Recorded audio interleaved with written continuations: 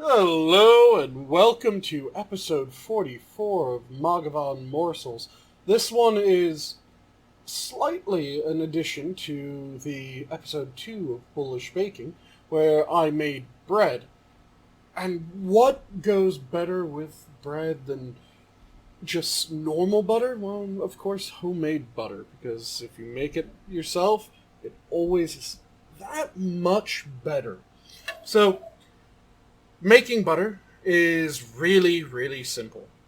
You need heavy cream or double cream or whatever the fattiest cream that you can get is. I've actually made this a bit fattier than normal heavy cream, so I call this doubled cream. And all I did was I dissolved some more milk fats and butter fats into the cream than it would normally have. So there's a couple of different ways that you could make butter. You can put a lid on something like this after it's filled no more than halfway, and you can just shake the ever-living hell out of it. And you shake the ever-living hell out of it for about 7 minutes straight. After about the first 2 minutes of shaking it, you'll end up with some whipped cream, effectively. But after about 4 to 5, you'll start to see it turn into butter. And after that full 7 minutes of shaking, you'll end up with butter. This takes a while, and your arm will get tired just shaking this around.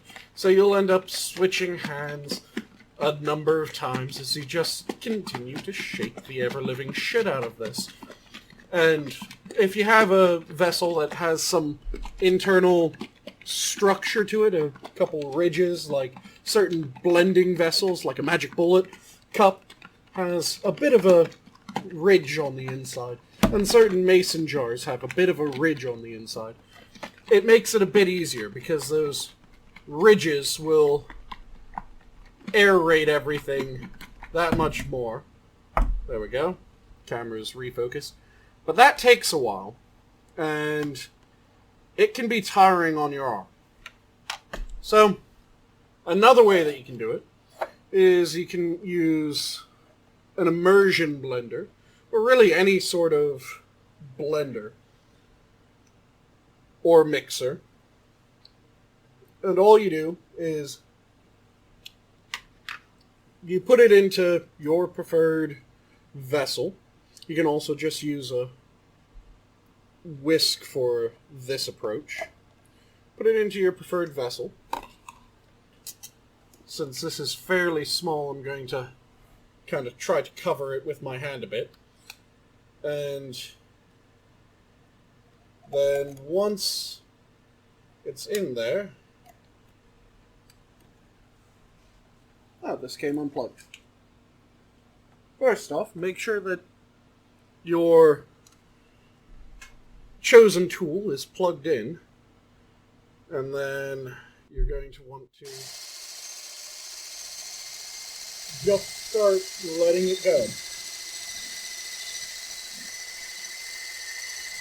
With this, you need to make sure that your chosen container is deep enough to actually handle the liquid as it rises up from this, and you just keep going and going, and you let it go for a good long while.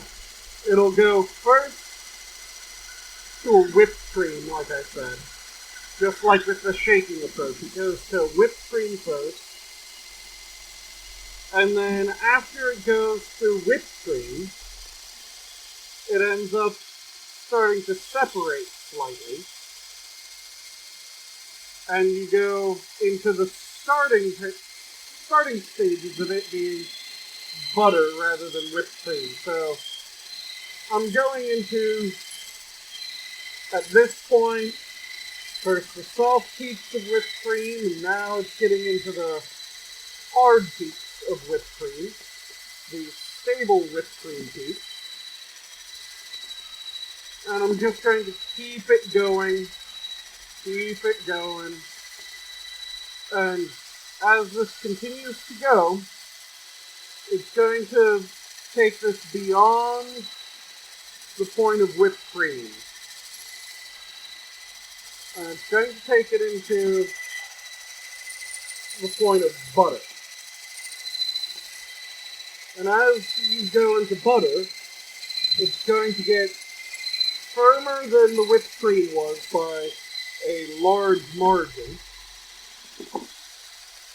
And you're also going to start getting some liquid and it'll start to separate a little bit as you go.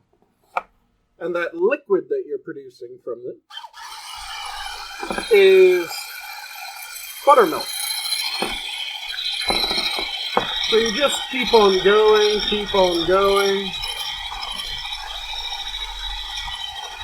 take this further and further.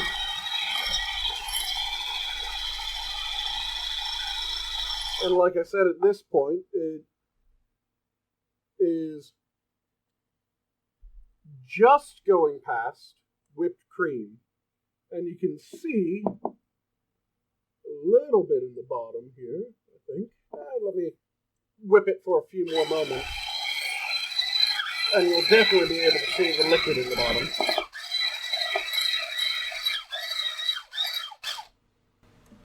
So, in the bottom of this container, you can see how this is breaking away from the liquid, and it's no longer whipped cream, it's chunky. That's because it has now started to turn into butter, and if I tilt this right, you see that liquid that's coming up out of the bottom? That is buttermilk now. It's not whipped cream, it's not milk, it's not cream, it's buttermilk. And I just let this slip from my hand a bit, and that makes it messy. So, I will be right back. Okay, now that I've cleaned up from my slight mishap with that, let me start to separate the butter solids from that buttermilk.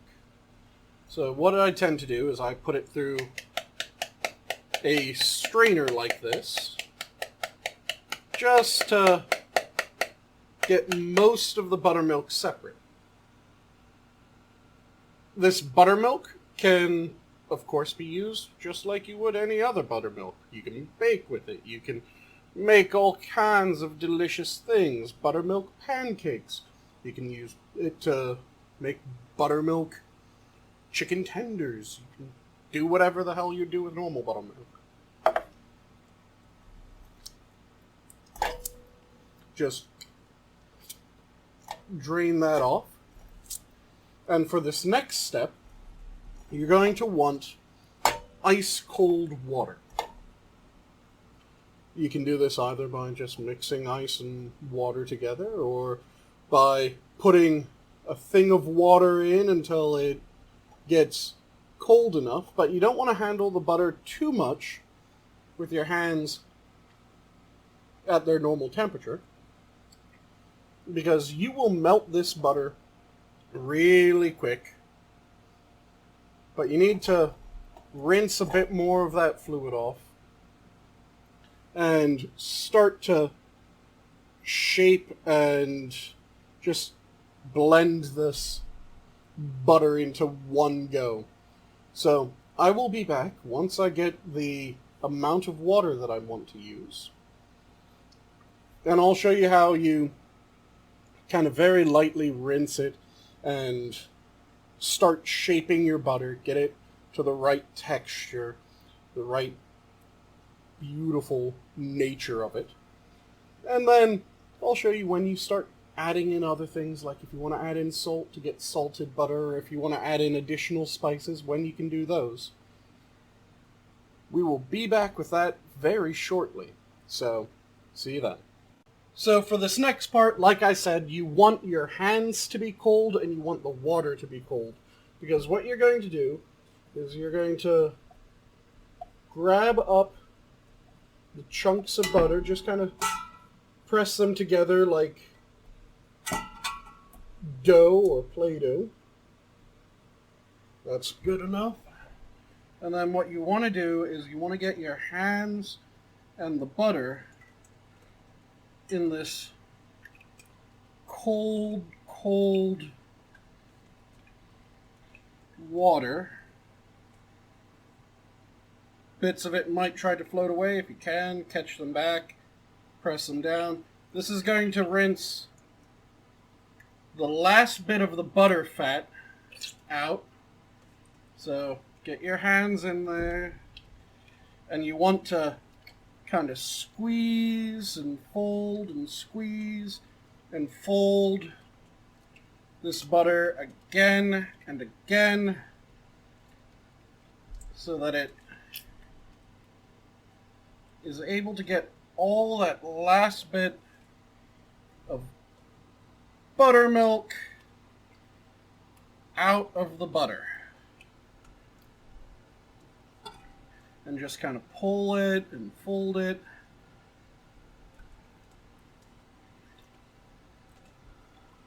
And like I said, you want your hands cold. I went and I held some ice cubes for a while just to make sure that I got my hands as cold as I could.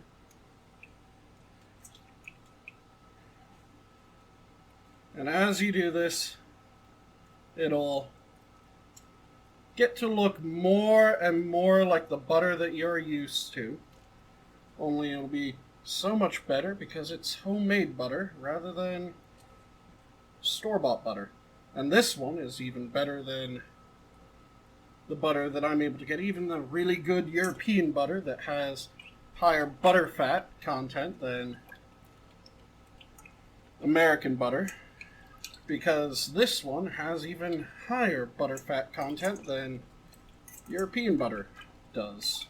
And that's just because I bought some powdered butter and milk fat, and I mixed that into the heavy cream, which is already decently high concentration of butter and milk fat. And then I took that after the cream has absorbed all that, and that was the heavy cream that I started with, my doubled cream. So that doubled cream was probably around 80% butterfat, which is really nice. If not, it might have been even a little bit higher. It might have been almost 90% something butterfat. So there we go. There's the butter after it has been rinsed and molded in this cold water. So this is going to get put to the side. I'm going to mix in some salt, and that will be my homemade butter, and this one will be a homemade salted butter. What I'm going to do, just to make sure that I don't let it melt in my hand, is I'm going to leave it in this cold water for a moment as I go and get everything else that I need in order to add the salt to this. And I'll show you guys that step of the process here in a moment. Okay, so here I am back again, and once again I went and held some ice for a fair bit, so my hands are ice cold. So I'm just going to press this down onto some parchment paper, and I'm going to do a red Lillet salted butter. So throw in the red Lillet salt, and I'm just going to mix that round.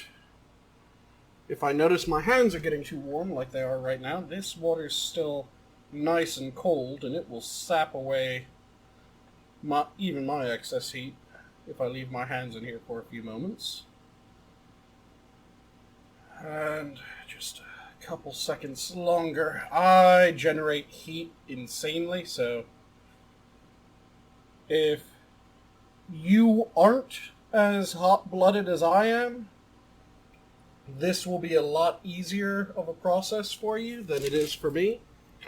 For me, I am a furnace, so it is rather quickly that I'm generating enough heat to start melting the new butter to a degree that I don't want to be melting. So I'm just going to add a little bit more salt to this. That should be good. And again, get my hands in here because they're hot enough that I'm going to melt the butter. You want to work this butter with cold hands.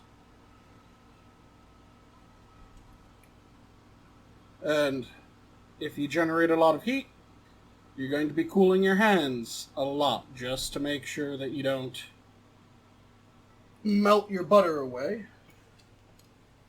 So hands out, quickly pat them dry so I'm not adding in too much moisture.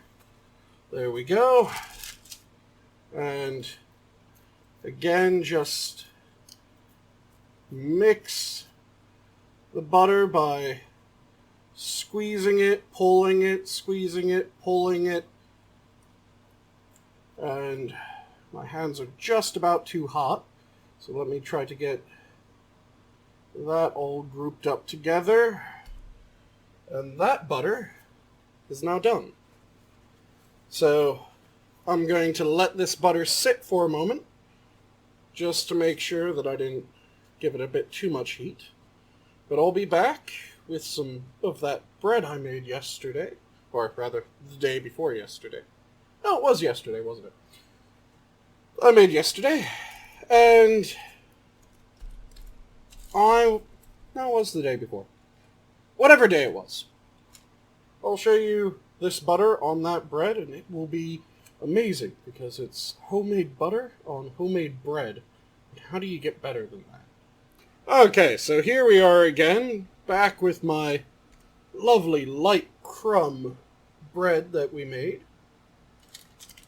And let's get some of this butter. Just coat up some bread with that. The bread is cold, or not cold, but room temperature. Didn't bother heating it up. With this butter, it shouldn't be too much of an issue, because this butter will have a bit of a nicer flavor than standard butter. So there's my bread buttered up.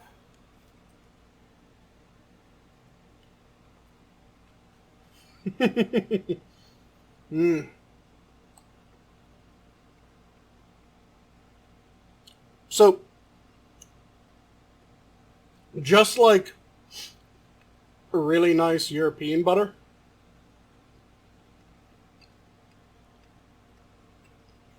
has that fattier, buttery, creamy taste to it compared to American butter.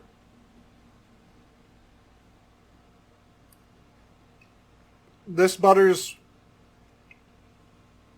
even more. It's just all those flavors that make homemade bread and butter go together so well. Dialed up that extra little indulgent bit.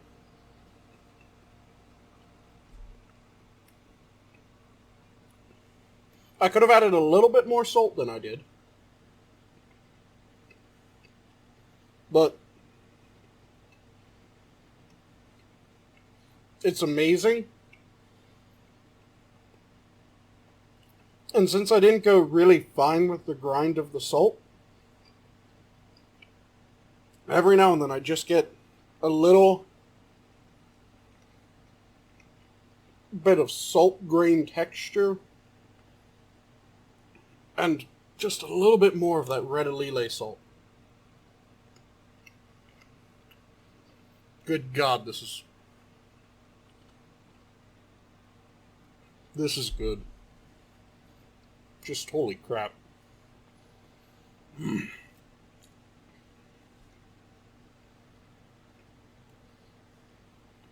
To no one's surprise, homemade bread with homemade butter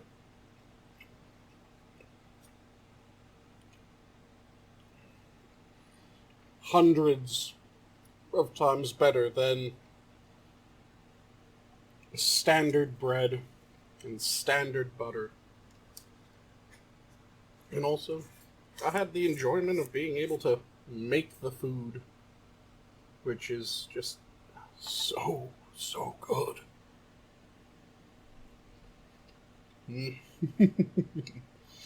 Even the heel. On store-bought, I hate the heel. Homemade, goddammit. Every bit of this bread is amazing.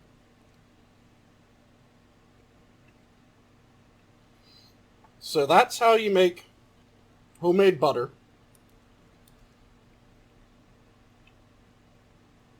And it's one of the ways that you can make homemade bread even better. So with that, I'll leave off with my standard. And you know what? I'm willing to bet that most of you have never made butter at home. You've never had homemade butter, fresh homemade butter. Give this a go. Make this be the new thing that you try. Let me know how you like it. You can add in whatever flavors you want to your butter. You can use whatever salts you want. I could have thrown in some smoky salt to this and had it be a lovely smoky salt butter, which I'm definitely going to be doing at some point this week, because goddamn, that sounds good. So try making your own butter.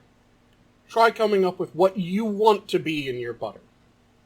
Let me know what it is. Make this the new thing that you do this week. It's something old, but also something new. And with that, enjoy your food, enjoy your life, and have a good one, everyone.